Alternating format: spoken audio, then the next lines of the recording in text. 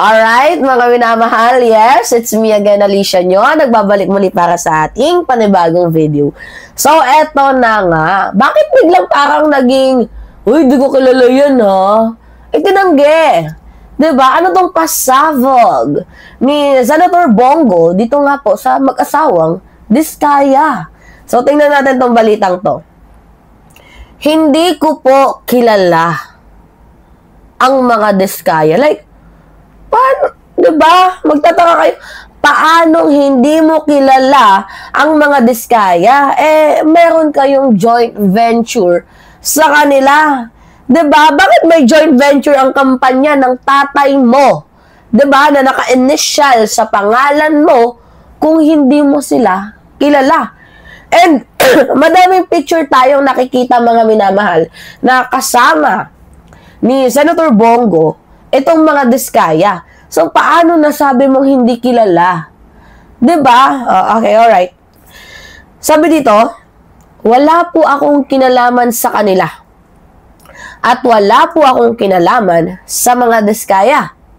Wala po akong tinatago. Wala po akong kinakatakutan dahil wala akong kasalanan. Hindi ako sangkot sa anumang anomalya. Wow. Tanggi ang lolo ninyo, mga minamahal. So, yun na nga. October 16, 2025, mga minamahal, dininay. Like, parang, ay, hindi ko naging kaibigan yan. Or baka naman, tapos na. Diba? Na magamit, diba? Ni Senator Bongo ang mga Diskaya. So, wala daw siyang tinatago, wala daw siyang kinakatakutan, at wala daw siyang kasalanan. Yan pa ang pagdidiin niya. At yung tanong, di ba, mga binamahal, kung wala talagang tinatago itong si Senator Bongo, abay, bakit parang sobrang napaka-defensive ang lolo ninyo? Kasi yung Diskaya couple na sina Sara at itong si Curly, di umano, diba? Actually, sangkot nga eh. Sangkot sa mga anomalyang project tungkol nga po dito sa flood control. And nakita naman natin, diba, sa mga ulat mga minamahal na ang kampanya nila ay mayroon pong joint venture dito nga po sa kampanya ng tatay ni Senator Bongo na nakapangalan sa parehong pilido at initials ni Senator Go, diba? Yung CLTG company. Eh, kung ganon, diba, kung hindi kilala, hindi ba't imposibleng parang nakakapagtaka naman yun? Kasosyo ninyo sa negosyo, kapartner ninyo, hindi nyo kilala yung business partner ninyo? Diba, eh, nakikita naman talaga natin, mga minamahal, na parehong pattern din. Yung ginagawa ngayon ni Senator Bongo sa pattern ni, Senator Rodante Marcoleta, 'di ba? Na kapag merong lumalabas na issue, deny muna, 'di ba? Tahimik muna, tapos ghost mode muna. And after that, mga minamahal, 'di ba? Tulad ni Marcoleta, for example, nung una pinangalanan niya bilang protector ng mga Diskaya. And then ano yung nangyari? Biglang tahimik. Diba? Tas walang emek na para bang nag-disappear sa eksena. Pero hindi ibig sabihin nun, mga minamahal, eh, wala nang issue. Eh, ganyan talaga magtago, eh, pagalingan. Pero mismong lawyer pa nga ni ng mga Diskayang lumaglag dito, eh. Kay Rodante Marcoleta, kasi ano yung sabi? Eh, sinabi lang naman sabi ni Rodante Marcoleta, from 2022 onwards lang yung banggitin namin ng mga senador. So, basically, mga minamahal, eh, walang amnesia yung mga Diskaya. Talagang naka-project talaga sila, projected, na ito yung sasabihin kasi yun yung utos. Diba? So, ganyan din ngayon ang ginagawa mga minamahal ni Senator Bongo na kapag na-corner siya sa ebidensya, syempre, matik na kanyang mga magiging sagot, hindi ko kilala. Diba? Pero sa likod niyan, ando naman yung mga dokumento, ando naman yung joint venture, ando naman yung mga perma. So, denial mode yan, di ba? At kung joint venture yan, ibig sabihin, may ugnayan, may kasunduan, at may, mga minamahal, may benefits, di ba? So, let it break it down para malinaw sa lahat, mga minamahal. Ano nga ba ang joint venture? Ang joint venture po ay isang kasunduan na kung saan ang dalawang kampanya ay nagsanib 'Diba?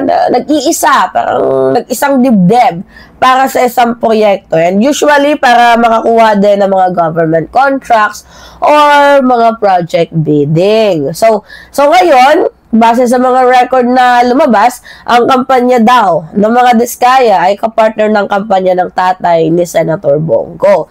So, hindi pwedeng sabihin ni Senator Bongo na hindi niya kilala yun. Yung COTG company, initials yun ni Senator Bongo. So, wala ba yung family communication?